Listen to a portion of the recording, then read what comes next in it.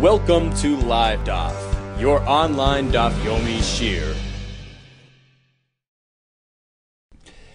Shalom Aleichem and welcome back to today's DAF, KIDDUSHIN DAF Gimel. We are 4 lines from the top of the Amud V'hadisnan. Yesterday we had a question on our Mishnah. Why does it begin with Ha'isha Niknis B'shalish Dirachim? Typically, in the Mishnayos and Gemara, you hear Devarim used more often than Dirachim. Things. Why use the word Dirachim? Ways. The Gemara came up with several explanations, one of which is that it's the derech. It is the practice of a man to look for his wife because she was lost from him. Right? The tzela, the side, the bone of Adam Rishon, which was taken from him, is his haveda, his lost item. So it's a derech of a man to be mechazer, to look for his wife. That's one of the reasons why the Mishnah chose the word derech or derachim. It's the way of the world. But what about the next Mishnah? V'hadisnan. So we had another Mishnah with the Zav, which also uses the word derech, drachim. We had the esrog. There as well we have drachim, and we explained, in each case why the Mishnah chose that term as opposed to davar or devarim, which is more standard. What about the next Mishnah? V'hadisnan. Kai. Kai is an animal of questionable origin, meaning its classification is in doubt. Is it a behema? Is it classified as a chaya? And therefore we, out of uncertainty, we go lechumra. Well, machmir, on all accounts. We treat him as a behema with respect to the dinim of a behema. We treat him as a chaya. We treat him as both or as none, depending on the circumstance.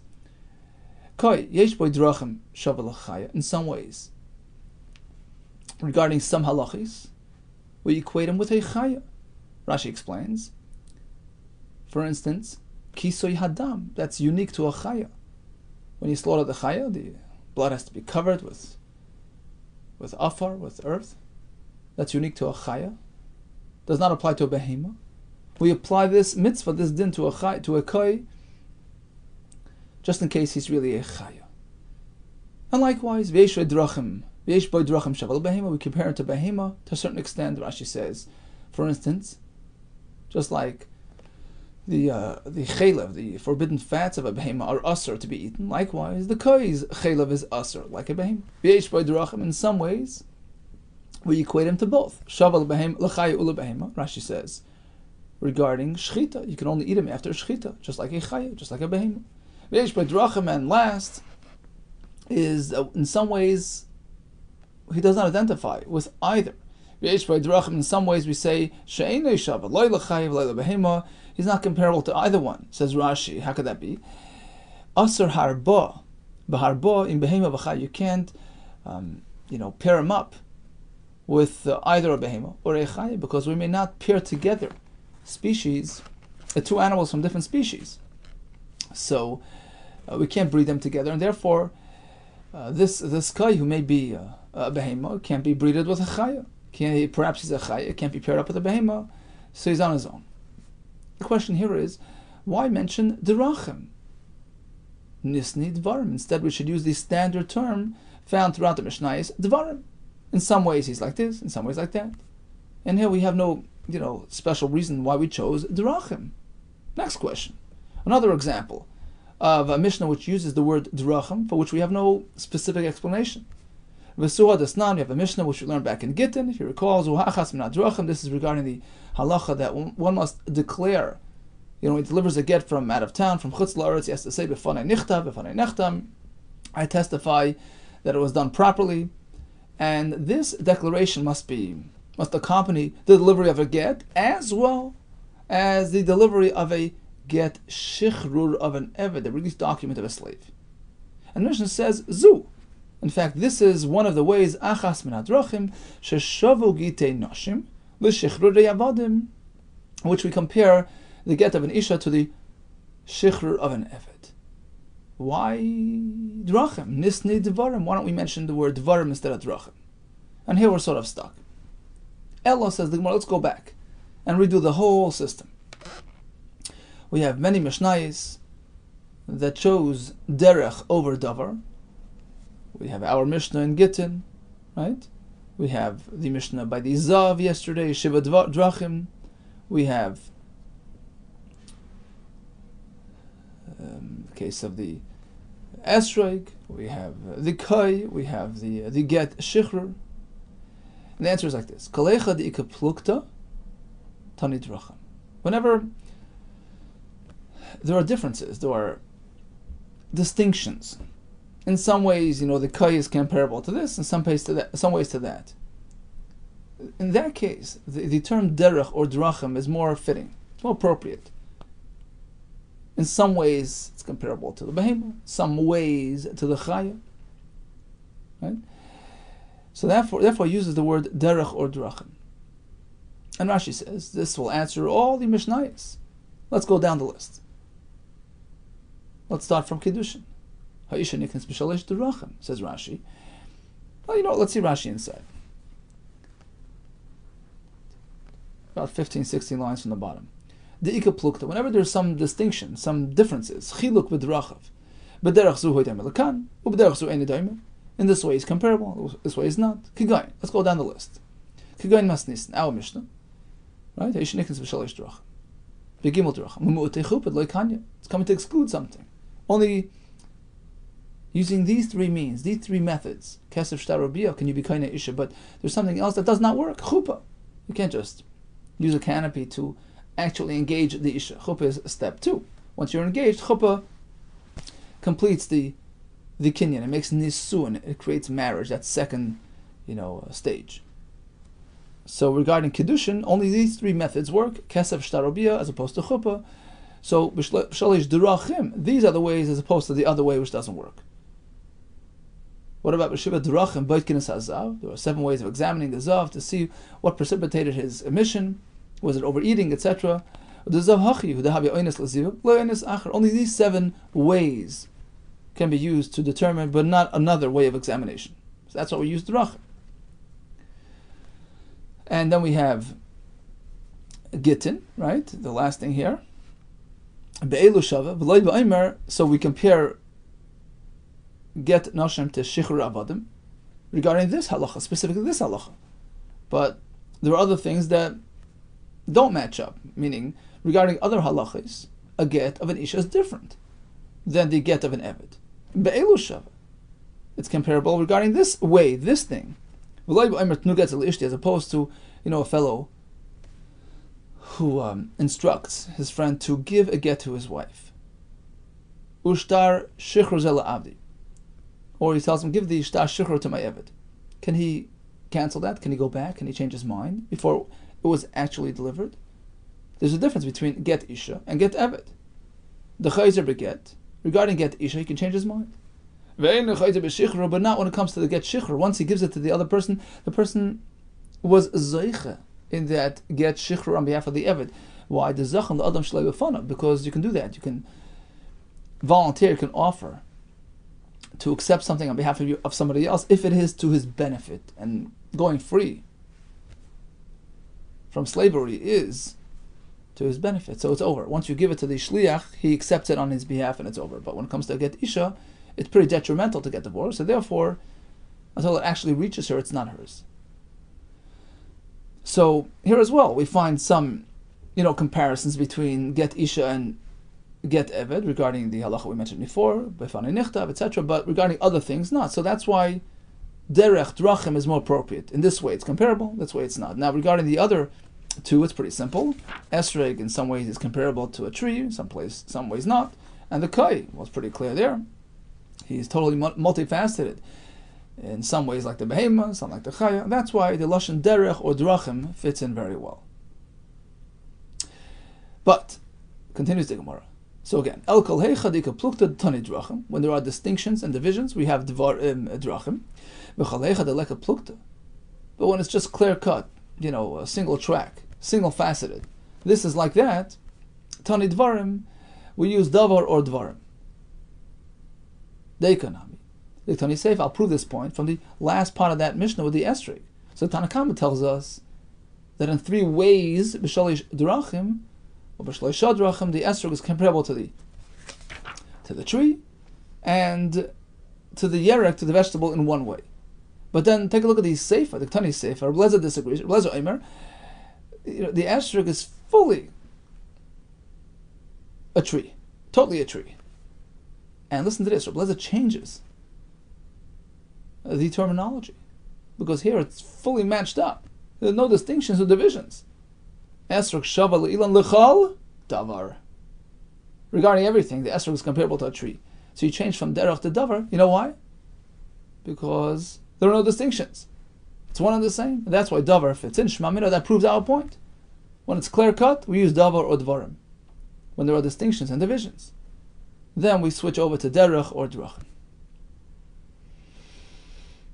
Okay, now the Mishnah began with a number. Ha'isha niknis b'sholosh derachin b'kesev b'shtar b'biyah. Now we know how to count.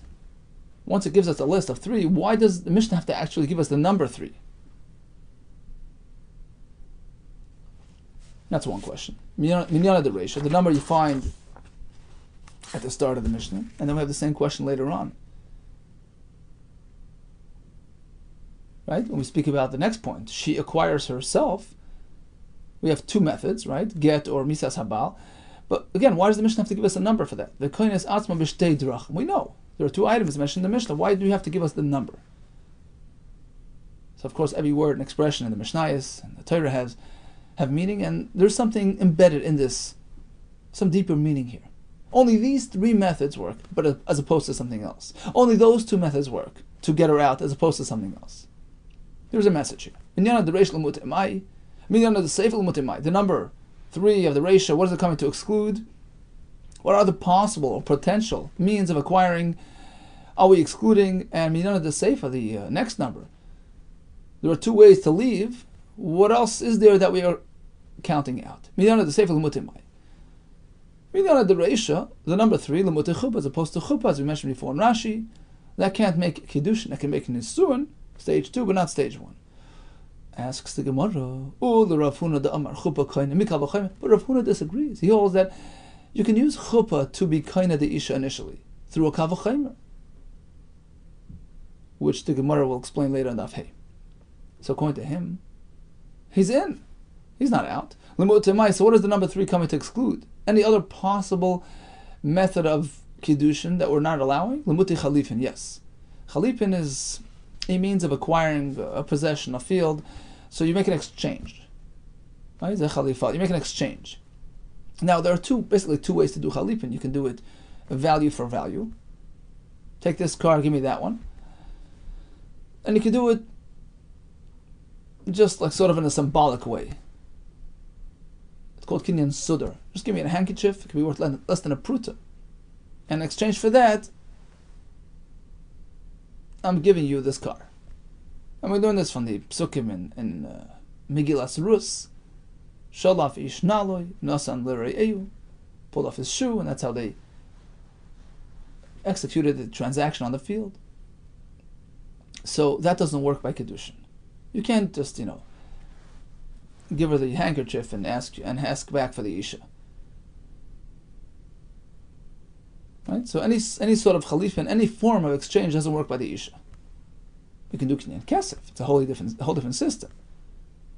You're sort of purchasing, but here you're making an exchange. Exchange doesn't work by the isha.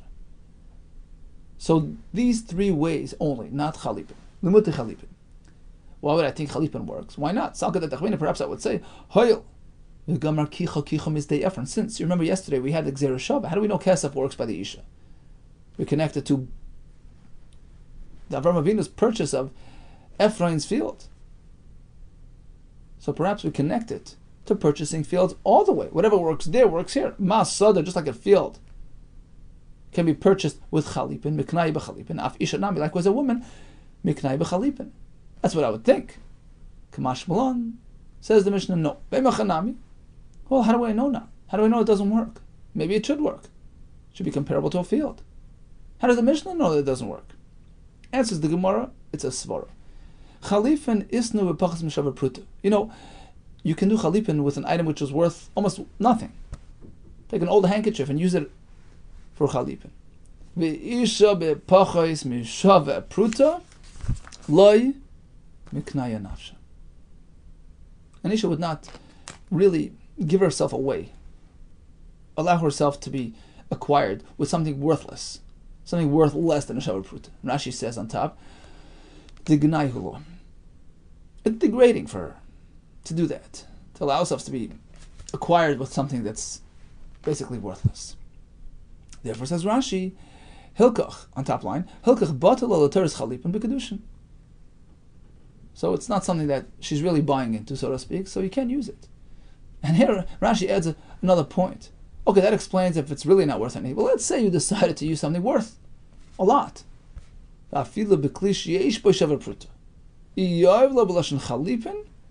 doesn't work. Even if you take something valuable and give it to her as chalipin, here, take this in exchange for yourself, it doesn't work.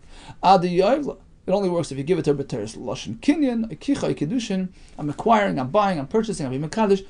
Then you're employing the kesef method. So basically, you can take the same item and use it two ways. If you use it as kesef, it works. But as chalipin, using it as a means to exchange that for the isha, that doesn't work. Because, as Rashi says, the concept of chalipin is not value-based, right? The fact that you can use it, even if it's less than a shavar pruta, indicates that chalipin is not value-based. It's just tit for that. Take this and give me that, even if it doesn't match up in value. That's the halach of chalipin. So it's degrading for her. It's not becoming to her. It's genai. It's offensive. You're not valuing me. Right? You're using a method of kinyan which is not value associated. Okay, so that's how Rashi learns. Now Taisus has a kasha. He says, let's say the isha is okay with it. She says, okay, I'm fine with chalipin. Right? You know, the whole point is that she's not willing, she's not interested. Let's just say she's okay. So some answer Rashi, well, it's called batla data. It's a kol adam. We have this klal many times in Shas. Batla daita, it's a kol adam. You know, your mindset is sort of batal, it's nullified with respect to the common practice. You can't create your own system. That's the way normal people are, so you're no different. Deep down, you're really also offended. You just want to go along with it, but it's not an appropriate kinyan. So that's how Rashi learns. But Taisus takes a bit of a different approach. He says it's a halachic concept. You can't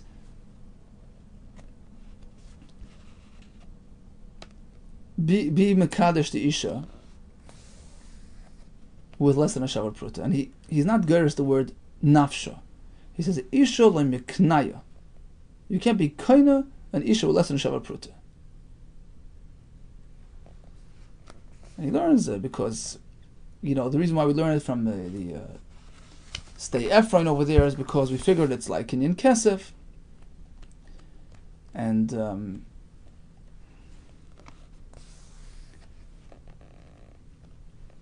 that's why the Gemara sought to promote Kinyan Chalipin. And the Gemara answers, no, it's totally different than Kesef. You know, for Kesef we have a source, we connect, Kinyan of a Isha to Kinyan of Sada, to that Gzera Shava, but Chalipin is totally different than Kesef. Right? So the Kinyan of Kesef, which was used to purchase the Ephraim, cannot reflect anything regarding, it's not a reflection on Chalipin. It's not a source for Chalipin, because Chalipin is not a value-based Kinyan, and therefore it cannot work in lieu of Kesef. That's Taisus' approach to the Gemara. So bottom line is, 3 as opposed to Chalipin. Next question. What about the other number in the Mishnah? She leaves her husband via one of two methods. Divorce or misas habal. Why mention numbers? Chalitza as opposed to chalitza, which cannot be used for an ordinary wife. That's something which is Yivama related. She removes his shoe, etc. That releases her from her bond, but an ordinary wife doesn't employ that method whatsoever. Perhaps I would say it can work by an ordinary marriage as well. You know why? It can be based on a kal v'chomer from Yivama as follows. A Yivama whose husband passed away without any kids, and she married the brother.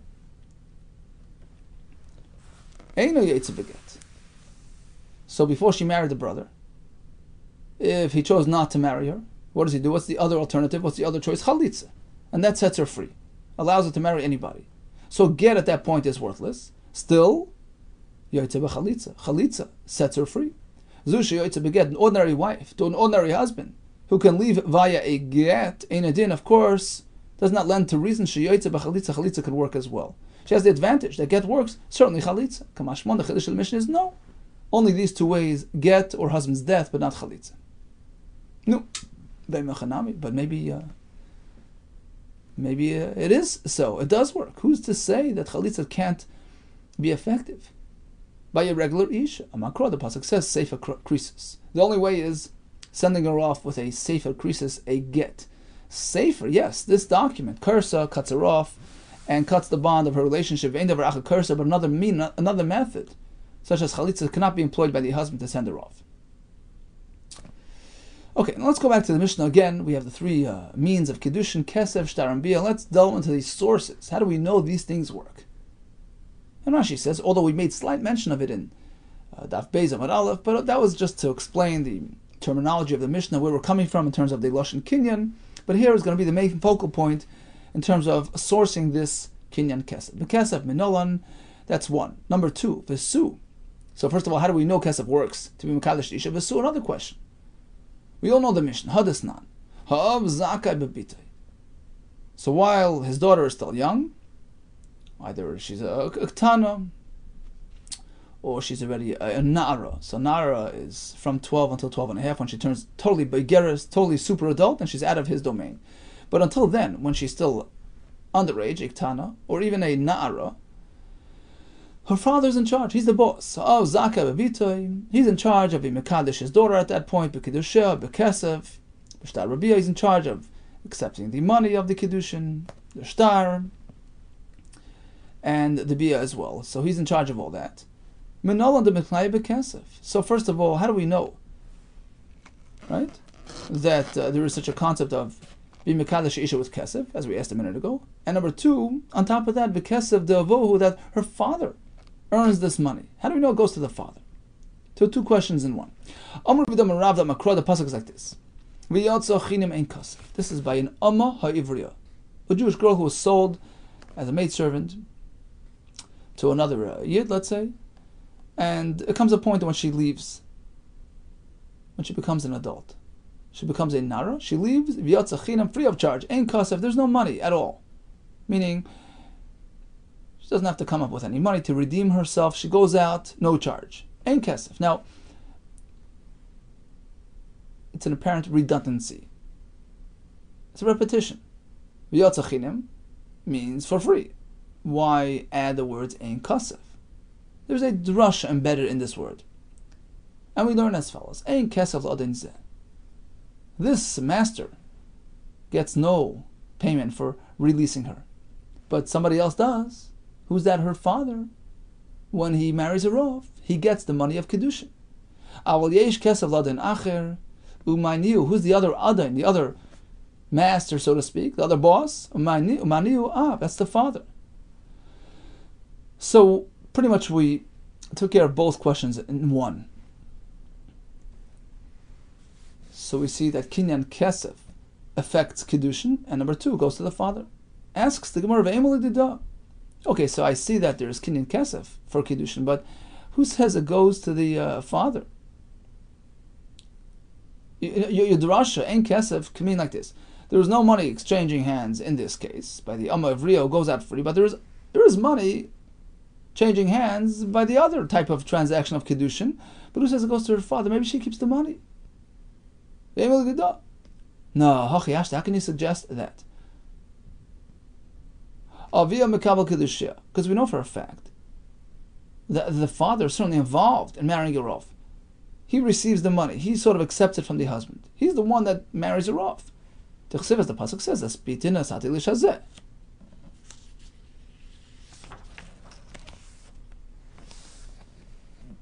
right? So the husband, the father, is declaring in this pasuk, look, I married her off. I gave her to this man. I made the kinyan with this man. So if he's getting the money, v'i shakal kaspa, does that make sense that she'll earn it? Meaning, what for? Why is the father involved if he's not even keeping the money? Can it be that the Torah just, puts him through the effort of having to do the masa, but is not giving him the actual money? Meaning, what gain does he have from being involved if he can't keep the money? So it's pretty clear that he's very involved. He executes the transaction and he keeps the money. Asks the Gemara, okay, I accept that, but maybe it only applies to a ktana when she's really young. When she's under bas mitzvah, the last layat, she has no ability to acquire and to execute transactions. So we understand the father's totally involved, he'll keep the money. The last layat, the kabel kedusha, aval nara. But let's say she's at the next stage in life. She's a nara. She's already 12 years old. The is layat, the kabel kedushin. At that point, she has a yad. So ktana less layad the kabel kedushin, but nara is layad the kabel kedushin. She's already at the point that she's an adult, bas mitzvah. She's legally capable of really doing it herself, being mekadesh herself, accepting the money herself. So perhaps the father is off the scene.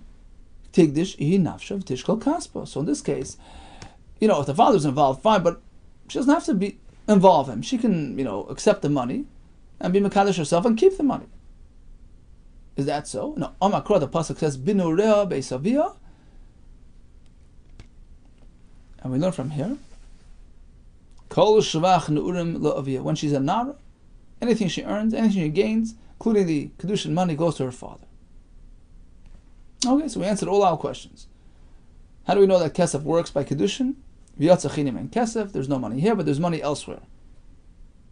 By the other, by the father's case when he's being makadesher. How do we know he keeps the money? So regarding Iktana, well, we have the pasuk Espita Nasata Sarzeh. He's very involved. Apparently, he keeps it. Regarding Inara, Binure Beisavia called Shvach Nurim Lavia. Asks the Gemara, really? This last pasuk, does that prove our point that he keeps her income? What about this halacha? Minayin Shemasa Baslav. How do we know that whatever his daughter earns goes to him? Shanamar Vechiyimkar Ishas Bite Li Amma. And there's an extra word here. Torah is describing how the father sells her off as as a slave, as a maidservant. Now, you can leave out the word amma. It's obvious. He's selling her off as a, why does it have to say la'amma? It's meant to connect bitay to amma.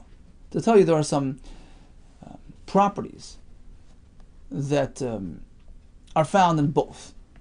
By one's daughter and one's maidservant. Ma amma, just like a maidservant. Masa yadel rabba. Whatever she earns goes to her master. Af bas nami, right? Likewise. With one's daughter, mas yadel avia, whatever she earns goes to her father. Now, why do we need this extra pasuk? If we have the other pasuk, typically we can learn this halacha from the pasuk of mi binu rea beisavia, that everything she earns goes to her father. That was the pasuk which taught us that her kiddushin money goes to her father. So why can't that apply to any types of earning? Why do we need a new pasuk? Oh, so the answer must be that's not an adequate source. El about forest and Dorim b'dechsiv. Apparently that pasuk, binu rea beisavia, has nothing to do with monetary issues. It's in the parsha of forest and Dorim. She makes a vow, father can annul it, can cancel it.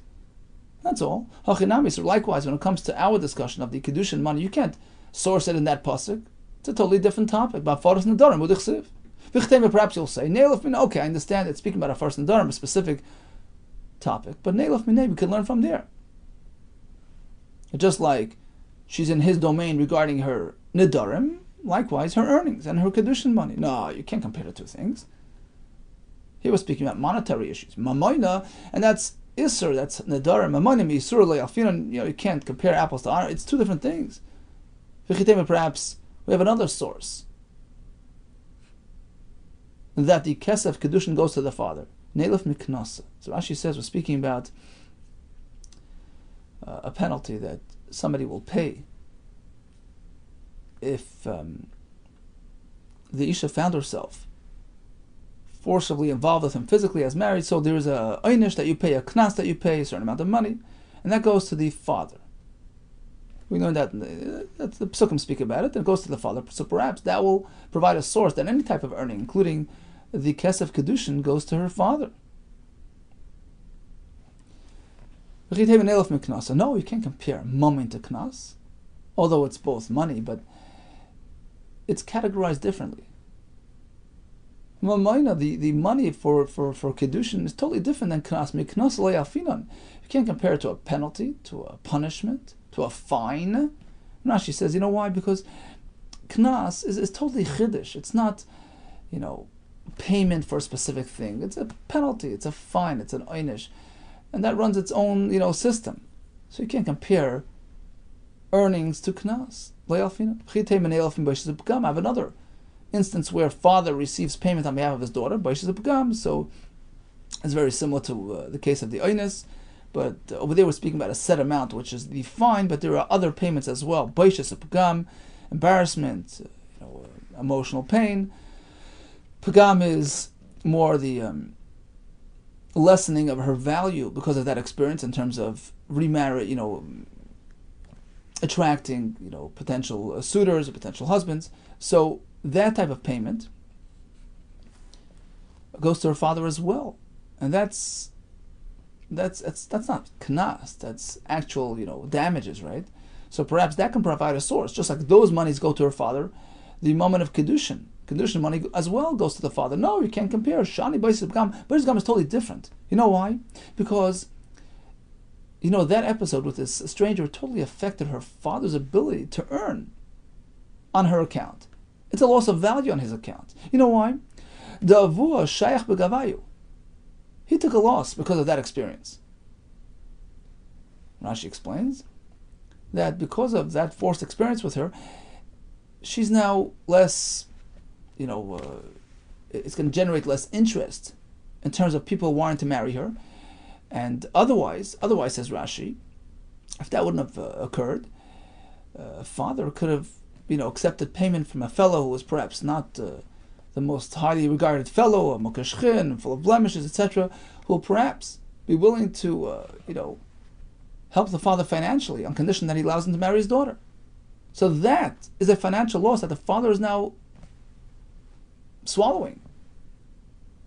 Again, because of this forcible interaction with this other person, she now loses that ability to generate interest in her, which typically would be there, if not for that episode, and typically would enable the father to earn money off her, so to speak. Perhaps somebody out there who's a mukashchin, not so suitable, would be willing to pay her father to allow him to marry her. So that income is now lost. So bottom line is, it makes sense that the father can claim this money from this perpetrator. But who says he gets ordinary kesef kiddushin? Who says that goes to him? So we're still looking for a source. We know that an isha is niknis bekesef. But what about the money of a nara? A nara's kiddushin, who says it goes to the father? Elamis davra dechikam amayit yitzia dechavasokam amayit. Says the Gemara like this. Let's go back to that first pasuk. V'yotza chinam ein kasef. Speaking about the Amma ha'ivriya, this Jewish maidservant, who once she reaches maturity, leaves this owner without any need to compensate. Ein kasef. Now, ein kasef is extra, so we said, apparently, it's coming to cover another situation. There's no money changing hands in this case, but there is money changing hands in a different case, when she leaves the other master, her father.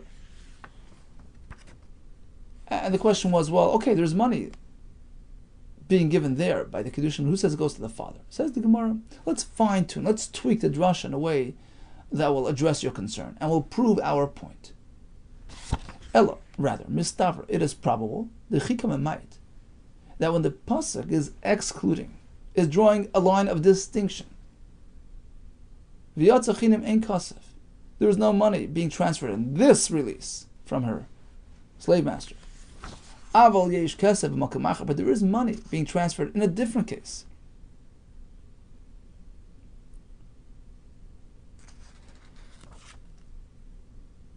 It's in the same way.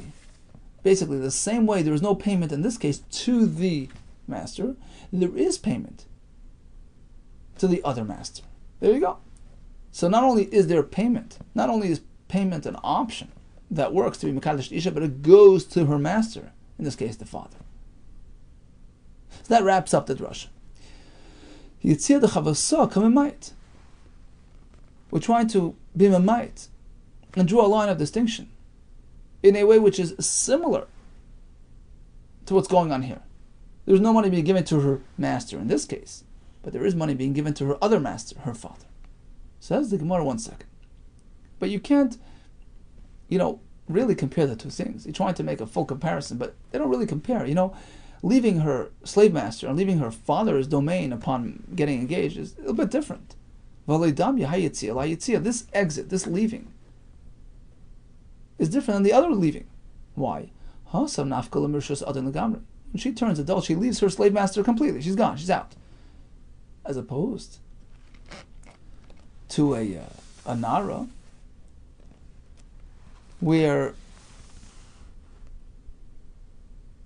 she's still connected to her father even after kiddushin. V'hacha akati mechasra mesira lechuppah.